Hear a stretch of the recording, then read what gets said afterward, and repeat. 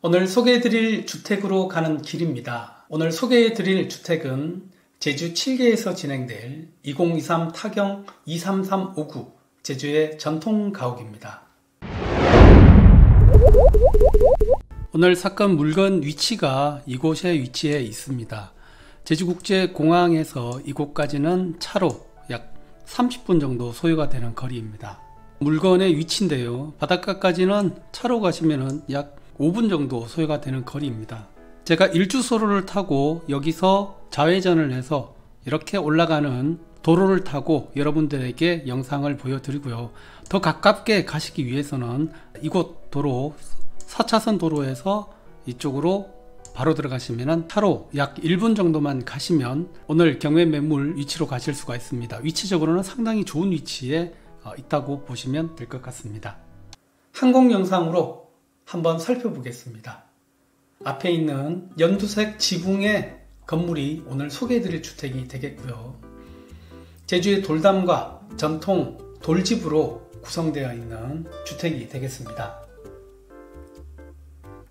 앞에 있는 바닷가로는 차로 5분 정도면 가실 수 있는 거리에 위치 좋은 마을 중심에 있는 전통주택이 되겠습니다. 안거리와 밖거리로 이루어진 전통 가옥의 구조죠. 이 주택의 7분의 2의 지분을 가진 분의 강제 경매로 인해서 오늘 매물로 소개를 해드리는 경매 매물이 되겠고요.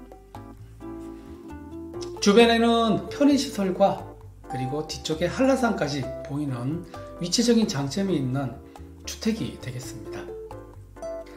중앙선이 없는 아스콘 포장도로를 따라서 가시면 오늘 소개해드릴 주택이 나올 텐데요.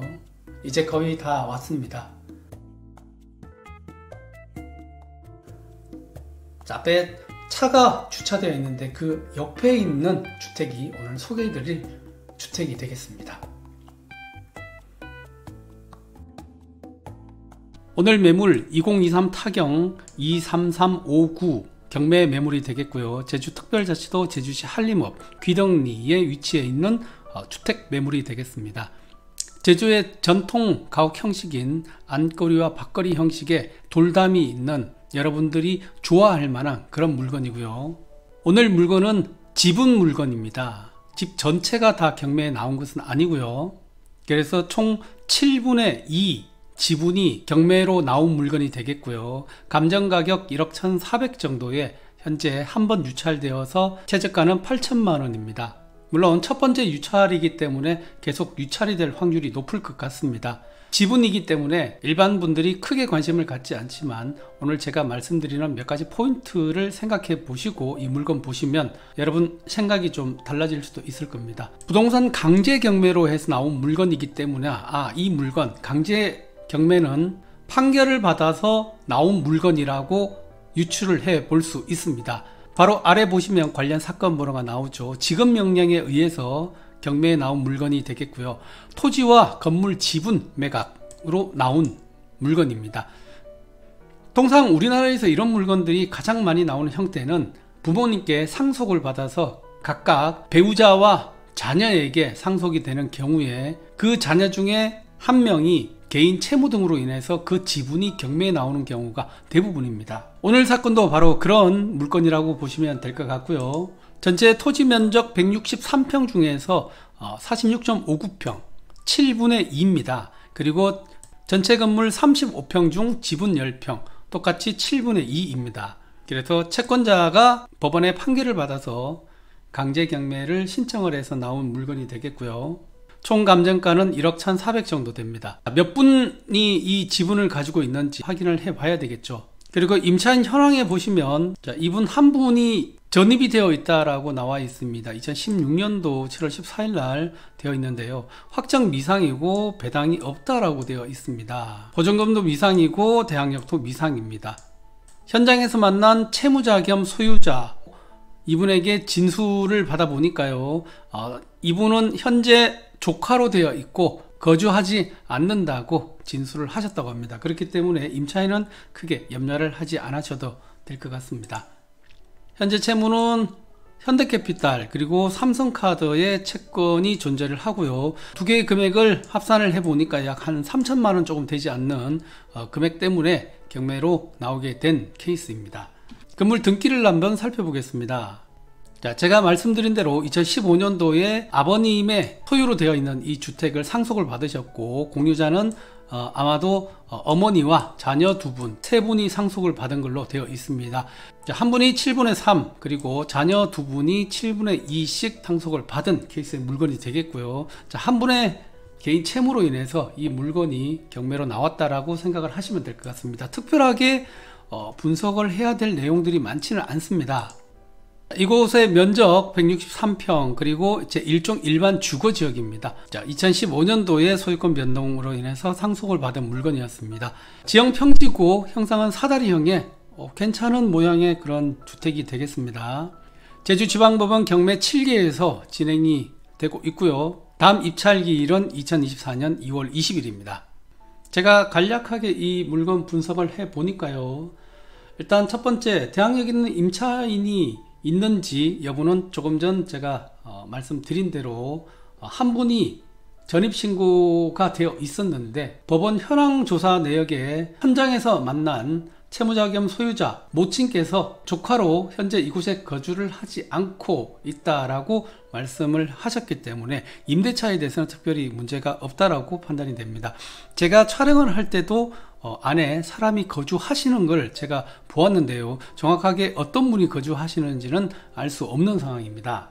두 번째로, 이 물건은 지분 매각 물건입니다. 토지와 건물 중에 그 일부인 한 분, 자녀분에 대한 매각 사건인데요. 건물의 지분을 매수할 경우 현실적으로 명도는 어려울 수밖에 없습니다. 공유물 등의 임대 등 관리 행위도 지분의 과반수로 결정이 되기 때문에 현재 이분 한 분의 7분의 2 지분을 가지고는 공유물의 임대, 관리 행위를 하실 수가 없습니다. 물론 지료 청구는 하실 수가 있습니다. 그래서 이런 관리 행위는 공유자 간의 합의를 통해서 결정을 할 수 있습니다. 민법 제263조에 나와 있는 내용이죠. 그렇기 때문에 건물 점유자에 대한 명도가 사실상 불가능하죠. 또한 임대 등 관리 행위도 단독으로 할 수가 없죠. 그리고 가족 간 지분 관계가 형성이 되어 있는데 전혀 모르는 타인이 낙찰을 받아서 지분을 소유하게 된다면 원만하게 이 관계가 지속이 될 수가 없겠죠. 그래서 낙찰을 받는 분들은 지분 경매에서 가장 기본적인 공유물 분할 청구 소송과 분할을 위한 형식적 경매 절차를 염두에 두고 하셔야 되는데요. 물론 이 절차를 진행하기 위해서는 한 1년 정도 시간이 소요가 됩니다. 다만 지분 물건이기 때문에 유찰이 많이 될 확률이 높겠죠. 그렇다면 유찰이 많이 되어 싸게 이 물건 낙찰을 받아서 공유물 분할 청구 소송과 분할을 위한 형식적 경매 절차를 염두에 두고 소송을 진행을 하신다면 나중에 이 건물 전체를 매각을 해서 받는 금액으로 계산을 해 보시면 아마 충분한 수익이 날 수 있는 그런 물건일 거라고 판단이 됩니다.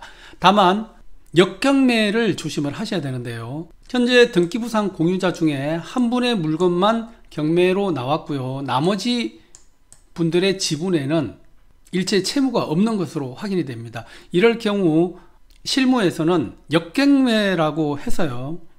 이분들이 직접 지분 쪼개기를 통해서 낙찰받은 사람을 고립시킬 수 있는 전략을 세우실 수도 있습니다. 건축물 대장과 현황상은 두 동으로 구분이 되어 있고요. 제시의 건물이 있습니다. 주변에 국공유지 검색 한번 해보겠습니다. 오늘 매물이 이 매물이 되겠고요. 앞에 녹색으로 표시가 되어 있는 부분이 바로 국유지, 도로로 되어 있는 부분입니다. 그래서 여기 보시면 도로에 양쪽으로 잘 접혀져 있다라고 보시면 될 것 같고요. 자, 주황색으로 되어 있는 이것도 시도유지네요. 예, 대지로 되어 있는데 가끔씩 도로로 보이는데 이렇게 녹색으로 되어 있지 않은 그런 도로는 실제로 가보면 현황도로인 경우가 많습니다. 그리고 사도인 경우도 많습니다. 자, 이곳에 주차를 하고 현장에서 조금 더 자세히 보여드리도록 하겠습니다. 제가 방금 앞에 있는 도로를 통해서 이곳 주택으로 왔고요. 주택 앞쪽으로는 제주의 돌담과 다른 주택들이 보입니다. 앞에 있는 이 길을 통해서 나가시면 1분 정도만 차로 가시면 큰 도로와 만날 수 있고요. 그래서 오늘 주택 도로 사정은 상당히 좋은 걸로 판단을 할 수 있습니다. 안에 사람이 있는 걸로 보입니다. 아마도 공유자 중에 한 분이 거주를 하지 않으실까 싶은데요. 이러한 경우에는 조금 더 협상하기가 쉽습니다. 왜냐하면 거주를 하고 계시기 때문에 나머지 공유자와 협의가 훨씬 더 쉬울 수 있다는 그런 장점이 있습니다. 관리는 잘 되고 있다는 느낌을 받았습니다. 이렇게 안쪽에 보시면 채소도 심어 놓았고요. 빨래가 널려 있는 걸 보시면 알겠지만 현재 사람이 거주를 하고 계신 걸로 보입니다. 앞에 강아지가 짖네요. 오늘 소개해드릴 매물 어떻습니까? 제주의 전통가옥 안거리와 밖거리로 이루어져 있는 주택의 경매 소식을 여러분들에게 전해드렸는데요. 오늘 물건 제가 앞에 설명해 드린 대로 몇 가지 출고 전략이 있습니다. 그래서 그 중에서 여러분들 생각해 보시고 이 물건 입찰 고려해 보시면 될 것 같습니다. 마을 자체는 상당히 한적하고 아름다운 그런 마을인데요.